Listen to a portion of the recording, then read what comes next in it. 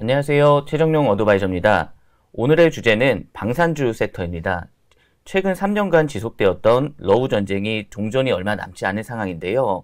전쟁의 종전 상황임에도 불구하고 강한 상승세를 보이고 있는 방산주, 향후 방향은 어떻게 흘러갈까요? 오늘 전망을 해주실 방산주 최고 전문가이시죠? 이재강 연구원님 모셨습니다. 안녕하세요. 안녕하십니까. 네. 연구원님, 저희 시청자분들을 위해서 잠시 소개 한번 부탁드리겠습니다. 네, 안녕하세요. 저는 NH투자증권 리서치본부에서 일하고 있는 이재광 애널리스트입니다. 네. 안녕하세요. 최근 이제 뉴스들을 보면 러우 전쟁, 러시아 우크라이나 전쟁이죠. 종전에 대한 이슈들이 지금 많이 나오고 있잖아요. 네. 근데 보통 전쟁이 종전이 된다고 하면 보통은 방산 관련 주식들은 약세의 흐름을 이제 보이는 경우가 많은데 최근에 이제 국내 시장에서 반대로 강한 흐름을 보이고 있는데 이런 이유는 어떤 이유가 있을까요? 일단 다들 아시겠지만 일단은 예, 저 사실 국내만 그런 거 아니고요. 네. 유럽도 마찬가지고요. 그런가요? 네. 이제 심지어 미국까지도 마찬가지긴 한데요. 네네. 사실 정답은 없습니다만 제 생각은 네. 종전 방식이 이게 예를 들면은 한쪽이 이겨서 끝나거나 이런 그렇죠. 거는 네. 사실 아니잖아요. 네네. 이게 사실 장기화되다가 이제 달라진 점은 미국의 이제 정부가 바뀌었고 네네. 트럼프가 주도로 지금 이제 트럼프 행정부에서 주도로 이끌고 가고 있는데 네. 조금 예상치 못한 일들로 가고 있죠. 그냥 네. 쉽게 얘기하면은 이제 푸틴의 편을 들어준다? 약간 네. 그런 식의 지금 방향으로 보이고요. 네. 이건 사실 매일매일 바뀌니까 이제 함부로 말하기는 어렵지만 지금 오늘까지만 나온 것만 봐도 어쨌든 힘센 쪽에 지금 논리대로 가고 있고 정작 당사국인 우크라이나나 심지어 이제 유럽 국가들도 네네. 그 협상에 참여를 못하는 상황이고요. 네. 그래서 트럼프 쪽에서는 우크라이나한테 광물권을 내놔라. 네. 그래서 규모가 상당하던데요. 그건 그렇습니다. 어쨌든 그 요는 뭐냐면은 어쨌든 큰 방향은 네. 그런 것 같습니다. 일단 미국 국방비 감소한다. 이런 네. 것까지 다 총체적으로 보면은 네. 그 전에도 예상은 어느 정도 했었지만 네. 이제 미국이 예전에는 공짜는 사실 아니었죠. 미국도 그런 걸 함으로써 얻는 거 있었지만 이제 네. 미국에서 주장하는 거는 우리가 왜 공짜로 다른 나라의 안보를 지켜주냐. 그렇죠. 그러지 말고 되고 유럽은 있죠. 너네가 좀 더 돈을 더 지출하고 그게 꼭 유럽만은 아니겠죠. 이제 중동도 마찬가지고요. 근데 네. 이번에 이제 나온 거는 또 그래도 아시아 태평양 쪽은 좀 빠져 있었는데 어쨌든 현재까지 나온 거는 우리 더 이상 유럽이랑 중동 이런 데다가 많이 돈 안 쓰겠다. 네. 약간 이런 이런 요지라고 보시면 될 것 같고요. 네네. 그렇다고 하면은 기존에 이제 좀 국방비에 많이 쓰지 않았던 나라들이 더 써야 된다. 네. 그게 이제 유럽과 중동이라고 좀 보시면 될 것 같고, 이제 그런 배경으로 돈을 더 쓰니까 네. 그러면은 무기를 더 사겠네. 네. 그리고 그렇게 따지면은 일단은 방위산업체들한테는 나쁜 게 아니구나. 이런 게 반영되는 게 아닌가라고 저는 생각합니다. 네. 근데 제가 이렇게 오늘 이제 방송을 하기 위해서 좀 내용들을 좀 찾아보니까 여러 가지 얘기가 나오기는 하지만 이제 트럼프가 어떻게 보면 이 협상이 귀재잖아요. 그런 것 때문에 나온지 모르겠지만 유럽 내에 있는 미군을 철수하겠다. 그리고 나토에서 방산비를 늘리지 않으면 나토를 탈퇴하겠다. 이런 얘기들이 나오는데 네. 이런 것도 지금 방산주가 올라가는 거에 긍정적인 효과를 보이고 있는 건가요? 그렇겠죠. 네네. 이제 이게 협상에 원래 이제 그 협상 스타일의 네. 스타일이라고 보긴 하는데요. 저희가 트럼프를 처음 겪은 건 아니잖아요. 그렇죠. 네. 예를 들면 저희한테도 예전에 이제 아마 다음 차례는 우리나라도 올 것 같긴 한데 네. 트럼프 행정부 1기 때 그때 그냥 쉽게 생각나는 걸로 얘기하면은 우리나라에서 지금 미군이 주둔 비용으로 우리가 지불하던 거를 네. 원래 이제 한 1조 원 정도로 우리가 지불하고 있었는데 네. 10조를 내라. 처음엔 그랬죠. 네. 그래서 이제 협상을 해가지고 단계적으로 높여서 지금 아마 제가 갑자기 기억을 안 나. 한 2조 정도 내고 있는 걸로 알고 네네. 있습니다. 근데 그런 식의 협상 스타일이라고 좀 보고요. 네. 그렇다고 에이 절대 안 해요라고 말하기도 어렵죠. 실제로 그래서 이제 다들 휘둘리고 있는 상황이라고 보는 거고. 네. 오늘 제 아침에 뉴스 본 거에는 이제 파이낸셜 타임즈에서 그렇게 제가 헤드라인만 보고 내용은 자세히 못 봤지만 네네. 헤드라인이 그거더라고요. 이제 미국은 서구의 적이 되었다. 네, 뭐 약간 네. 그런 식으로 가고 있어요. 그래서 어떻게 음. 보면은 이게 원래 미국이라고 하면 민주주의의 아이콘이었고 네. 그게 어떻게 보면은 미국의 힘이라고 하면은 이런 군사력의 힘도 하드 파워의 힘도 있었지만 네. 사실 소프트 파워, 민주주의를 지키는 네. 그리고 그걸로 어떻게 세계를 이제 지켜가는. 그래서 거기에 많은 민주주의 국가들이 미국의 힘을 보탰던 건데 네. 어떻게 보면은 좀 반대편 입장에서는 미국이 그런 걸 벗어버리는구나. 소프트 파워의 힘을 벗어버리고 네. 이렇게 되면은 미국이나 러시아나 중국이나 뭐가 다르지? 약간 이렇게까지 볼 수 있는 거고요. 네. 그래서 되게 복잡한 문제입니다. 사실 이건 이제 정치, 경제 모든 다 복잡한 문제이긴 하죠. 네. 네, 그래서 앞으로의 4년은 어쩔 수 없이 일단 그렇게 가는 것 같고. 네. 근데 이제 평생 그럴 거냐? 이제 그 얘기는 좀 다른 얘기긴 하겠죠. 네. 그래서 아까 뭐 뉴스를 이제 말씀해 주셔서 저도 이제 그 뉴스를 보니까 미국 없이 유럽 자력 방어 시 방위비가 전체 GDP의 한 3.5% 수준이 필요하다. 이런 뉴스 기사가 있는데 요게 금액이 하면 한 370조 원 정도 규모가 된다라고 해요. 네. 예. 그러면 이제 어쨌든 간에 이 방위비가 늘어나면 무기를 지금 사야 될 거잖아요. 네. 그러면 지금 저희가 전체적인 흐름을 이제 설명을 해주셨는데 저희가 뭐 이런 기업들은 조금 주목해서 보면 이제 좋겠다 이런 그런 종목들이 있으실까요? 네, 일단은 뭐 방위비 먼저 얘기를 간단히 드리면은 네. 유럽의 방위비 증가는 사실 전혀 새로운 이슈는 아니고요. 네. 이미 트럼프 행정부 1기 때부터 네. 방위비 더 늘려라 해가지고 늘려오고 있었고 네. 이제 이게 그 계산을 해보면 1%포인트만 올려도 사실 금액이 어마어마해요. 네네. 왜냐하면 그 GDP가 분모가 크니까요. 네. 근데 여기서 좀 너무 좀 오해하지 않았으면 좋을 거는 네. 방위비라고 하면은 그게 다 무기 사는 돈은 절대 아닙니다. 네. 네. 방위비가 우리나라도 마찬가지. 우리나라 국방비에 네. 한 대략 우리가 한 60조 정도 되는데 네. 60조로 다 무기 사는 거 아니거든요. 왜냐하면은 군인들 월급도 줘야 되죠. 네네. 예, 흔히 말하는 두 가지로 나뉘어요. 무기 획득비가 있고 네. 그다음에 이제 어떻게 보면 유지비라고 볼 수 있는데요. 이게 네. 사실 나라마다 다르긴 한데 대략적으로 30%가 무기 획득비로 쓰이고요. 네. 70%는 이제 뭐 그런 유지비로 쓰입니다. 그러니까 뭐 금액이 몇백 조가 늘어난다. 그럼 그거를 그럼 그거 다 무기에 산다? 뭐 이렇게 해가지고 하면은 좀 왜곡이죠. 그래서 이제 네네. 그런 게 하나 있고요. 그렇게 되면은 이제 어쨌든 큰 트렌드는 지금 뭐 방위비 늘려간다는 계속 맞고요. 네. 이제 지금 아까 계속 말씀 주신 것처럼 이제 유럽의 방위비 하는데 네. 유럽의 방위 늘어나면은 1차적으로 당연히 유럽에 있는 방위 산업체들이 제일 수혜를 받겠죠. 네. 네, 당연히 자기들 방위비 늘리면은 역내에서 이제 최대한 하는 게 더 맞죠. 네. 그래서 아마 주가도 그걸 나타낸다고 봅니다. 뭐 전쟁 났을 때도 그랬지만 제일 많이 오른 건 유럽 방위 산업지였고요. 미국 방위 산업지는 그렇게 많이 오르지 않았어요. 예, 근데 이제 그렇게 되면 더 그럴 거고. 그럼 우리나라는 뭐냐? 우리나라도 뭐 전혀 수혜를 안 받는다고 하기도 어렵죠. 왜냐면 이미 우리는 폴란드에 수출도 했었고요. 네. 예, 만약에 100이 늘어난다 치면은 이걸 다 우리가 당연히 할 수는 없는 거고. 네. 이제 기대와 희망은 그래도 일부분, 이제 유럽에서 해결 못하는 것들도 있거든요, 아직까지. 네네.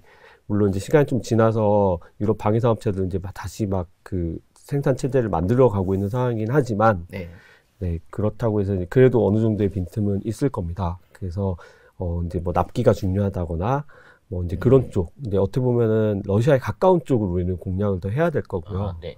네, 그런 쪽이나, 아니면 제가 아까 처음에 중동도 말씀드렸던 이유가, 어쨌든 중동도 이제 보면은 미국이 그동안에는 중동 지역을 다 보호해 줬다거나 뭐 이런 많이 있었지만 이제 점점 줄여가고 이건 사실 전부터 그러고 있었던 건데 예, 그렇게 되면은 중동 지역에도 이제 어떻게 보면 우리가 들어갈 룸이 있는 거고요. 그래서 얼마 전에도 이제 중동 UAE에서 큰 이제 전시회가 있었는데 그때 그래서 뭐 이제 다들 가서 세일즈도 많이 했고요.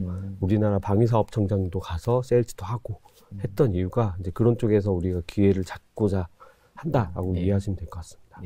그럼 아까 뭐 유럽 얘기를 하셨는데 뭐 이제 덴마크도 그렇고 폴란드도 국방비가 이제 최근에 좀 증액을 하고 있다라는 그런 뉴스가 나오고 있어요.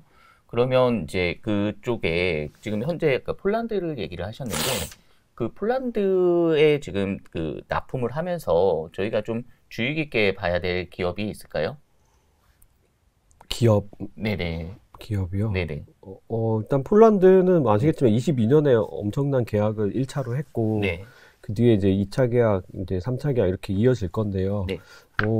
예를 들면 하나 에어로스페이스 같은 경우는 K9 자주포와 천무 다연장포 2차 계약까지 이미 마친 상태여서 얼추 계산해 보면 그 관련된 두 무기 체계는 지금 한 올해가 25년이니까 27년, 28년까지는 이제 수출이 되는 구조로 네. 그래서 이제 매우 호실적이 그걸 바탕으로 나올 거라고 보시면 될 것 같고요. 네.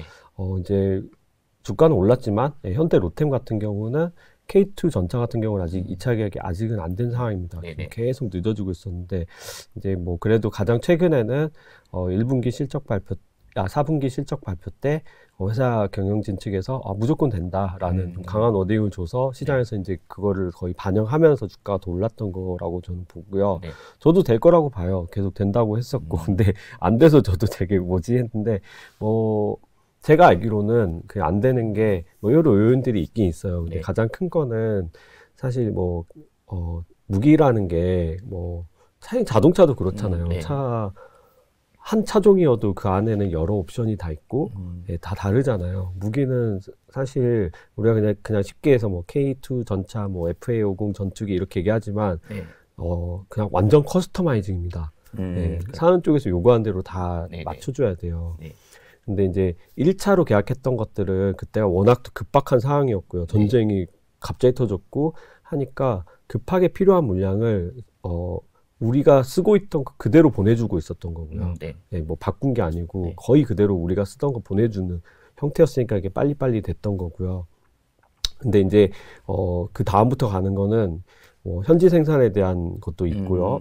그다음에 요구 조건이 다릅니다. 특히 전차는 그게 더 심했고요. 그래서 이제 그런 걸 하다 보니 이제 금액이나 이런 거에 대해서 좀 늘어난 거와 이제 그 협상 이런 것들이 좀 길어지고 있는 걸로 알고 있고요. 얼추 다 된 걸로 보입니다. 그래서 이제 언제든 나와도 이상하지 않은 상황이고, 그래서 주가도 현대해투는 많이 올랐다. 그렇게 따지면 이제 로템도 원래는 그게 안 되면은 올해가 끝납니다. 1차 계약은 올해가 이제 제일 많이 올해가 인도를 하는 해인데, 예를 들면 작년에 70대였어요. 근데 올해는 이제 86대 정도 이렇게 나가는 해거든요. 늘어나고 있네요. 근데 이제 내년은 없는 거예요. 그러면 만약 2차 계약이 안 되면 기다려 봐야겠네요. 이제 2차 계약이 되면은 내년까지 이어지는데 그게 계속 인크리멘탈하게 늘어나느냐? 사실 그건 아니긴 해요. 길게 보면 줄어들어요. 왜냐하면 현지 생산이거든요. 현지 생산이면 이제 어쨌든 우리가 100을 가져간다고 했을 때 어느 정도는 이제 넘겨주는 게 있거든요. 그래서 어쨌든 그런 식으로 계속 간다. 폴란드는 그래서 두 나라가 있고 그런 측면에서는 이제 한국항공우주 같은 경우는 지금 주가도 어떻게 보면은 다른 에어로스페이스나 로템이나 이런 업체들보다 거의 못 오르지 최근에 조금 올랐지만 많이 못 올랐는데 차트 보시면 최근에 좀 급격하게 좀 오른 부분이 또 있네요. 근데 에어로스페이스는 사실 10배 올랐고요. 넥선이나 로템은 4배 올랐습니다. 전쟁 전 대비해서. 근데 카이는 사실 전쟁 전 대비로 치면 한 30% 정도 오른 거거든요. 많이 지금 거의 소외돼 있는 거죠. 근데 그 이유를 생각해 보면은 카이가 수주를 많이 못 받았거나 그것도 아닙니다. 로템만큼의 수주, 5조 원 정도의 수주를 받았고요. 거의 항공기로 치면은 건국 이래 최대의 수출을 한 거예요. 근데 이제 이게 이익이 그게 반영이 늦어지기 때문에 저는 이런 현상이 발생한다 보고요. 왜냐면은 48대를 그냥 쉽게 숫자 설명되면은 48대를 수주를 받았는데 12대는 우리가 원래 쓰던 거를 그대로 일단 빨리 보내는 물량이었기 때문에 2023년에 다 나갔습니다. 나머지 36대는 여기에다가 이제 업그레이드를 시켜야 돼요. 근데 그 작업이 이게 이제 미국이 하는 거거든요, 사실상. 우리가 하는 게 아니고. 근데 이제 거기에 있어서 시간이 좀 지체되는 면이 있었고, 그래서 원래는 올해부터 납품이 되는 걸로 예상을 했는데, 지금 가장 최근에는 한 내년부터, 26년부터, 빠르면 26년부터 이제 가는, 그러면은 이제 그 인도가 예를 들면 작년에 인도가 없었어요. 네. 네, 그러니까 당연히 이익이 그렇게 많이 늘지 않았죠. 올해도 작년보다는 늘어요. 올해는. 왜냐면 개발률이, 진행률이 올라가니까요. 네. 그래서 이제 올해부터는 이익 성장이 보일 거다라고 저는 생각을 하는 거고요. 네, 그런 측면이면은 이제 투자 목적에서는 앞으로 이제 뭐가 늘어날 거냐 봤을 때는 네. 카이도 저는 되게 좋다고 봅니다. 지금 같은 때. 네. 네, 물론 최근에 이제 그런 측면이 반영돼서 그랬는지 올란 것도 있는데요. 더 오를 가능성이 길게 보면은 높다. 어쨌든 이익이 그냥 일례로 불과 1년 전만 해도 네. 롯데M 같은 경우 주가가 정말 안 됐었어요. 네, 안 갔었죠. 롯데. 그래서 그때도 제가 얘기한 거, 아니, 이게 지금 납품이 22년에 10대, 23년에 18대, 24년에는 그때 당시에는 60대, 56대, 29년에 25년에는 거의 96대 이렇게 나간다. 그러면 이건 확정돼서 이익이 이렇게 올라가니까 주가도 오를 거다. 근데 반영이 안 됐던 이유는 이제 이익이 안 나오다가 작년 4분기 때 이제 좀 이익이 나오는 게 보이니까 지금 급격하게 올랐던 것처럼 뭐 제가 뭐 타이밍은 정확하게 맞출 수는 없지만 확정된 거거든요. 받은 대로 가는 거니까 그런 측면에서는 오르지 않았던 것들도 좀 관심을 갖자. 좀 저평가돼 있으니 관심 가져보시면 좋으실 것 같고 한 종목 정도 더 소개해 주실 수 있으실까요? 네, 이제 그런 측면에서 또 하나는 이제 예를 들면 카이 같은 경우는 뭐 저평가도 어차피 표현의 차이긴 한데 좀 덜 올랐다라고 좀 표현하고 싶고요. 덜 오른 종목. 또 하나는 말씀하신 것처럼 저평가라고 하면 이제 실제로 밸류에이션 상으로도 저평가를 받는 종목이 저는 풍산이라고 생각하고요. 풍산. 풍산도 주가 보면 상당히 요새 많이 밑에서 많이 못 올라왔네요. 이게 한번 조정을 받고요. 그냥 이제 밸류에이션을 말씀드리면은, 지금 뭐 글로벌하게도 그렇고, 우리도 그렇고, 우리나라도 그렇고, 방위산업주들 같은 경우는 여러 이제 밸류에이션 지표가 있지만, 아주 그냥 이해하기 쉽게 PER로 그냥 말씀드리면은, 업체마다 좀 차이는 있지만, 한 20배 정도는 많이들 받습니다. 근데 지금 풍산은 10배도 못 받아요. 한 7배 정도 받거든요. 그렇기 때문에 이게 뭐, 차이가 너무 많이 나는 거죠. 거의 2배 이상의 차이가 나는데, 그런 측면에서, 너무 차이가 심한 거 아니냐. 그런 측면에서 저는 풍산도 마음 편하게 추천드릴 수 있을 것 같습니다. 두 종목, 저희 한국항공우주하고 풍산, 이렇게 또 보시면 되실 것 같고, 오늘 나오셔서 이제 많은 말씀을 해주셨는데, 오늘 해주신 말씀을 간략히 정리 부탁드리겠습니다. 정리요? 네. 관리에서는 일단 방위산업주, 이제 저는 좋게 보고요. 그러니까 이게 전체적인 상황이 옳다 그르다는 아닙니다. 이런 세상이 좋다는 건 절대 아닙니다. 무기의 각 나라마다 이제 국방비를 늘려야 되는 상황이 계속 지속되고 있고, 앞으로도 지금 그렇게 될 가능성이 높아 보이는 상황이고, 실제로도 다 늘리고 있고요. 이렇게 되면은 당연히 방위산업체한테는 시장이 넓어진 효과인 거죠. 그래서 좋고, 사실 이거는 매우 새로운 뉴스가 아니고요. 지금 계속 그렇게 해왔잖아요. 그렇죠. 그래서 주가에도 많이 반영이 됐다라고 저는 봅니다. 앞으로도 이제 더 반영되겠죠. 근데 그래서 저는 지금 같은 상황에서는 조금 어떤 이유가 됐든 좀 덜 올랐거나 저 밸류에이션으로 다 이유는 있습니다. 사실 제가 시간이 모자라서 다 설명드릴 수 없지만 이유는 다 있어요. 하지만 그거는 시간의 문제와 시각의 문제다. 이게 언제든 바뀌면은 주가에는 반영이 된다라는 측면에서는 카이와 풍산도 좀 관심을 갖자, 이렇게 말씀드리고 싶습니다. 오늘 이렇게 말씀해주신 그 두 종목 한번 관심 있게 보시면 좋으실 것 같고, 저희가 오늘 이제 자료는 더보기란을 통해서 이제 보실 수 있습니다. 그 화목한 런치스타 다음 시간 주제는 반도체입니다. 최근 약세 흐름을 보이고 있는 반도체, 그 다음 시간에 투자 포인트를 확인해 보시면 좋으실 것 같아요. 오늘도 시청해 주셔서 감사합니다. 다음 시간에 뵙겠습니다.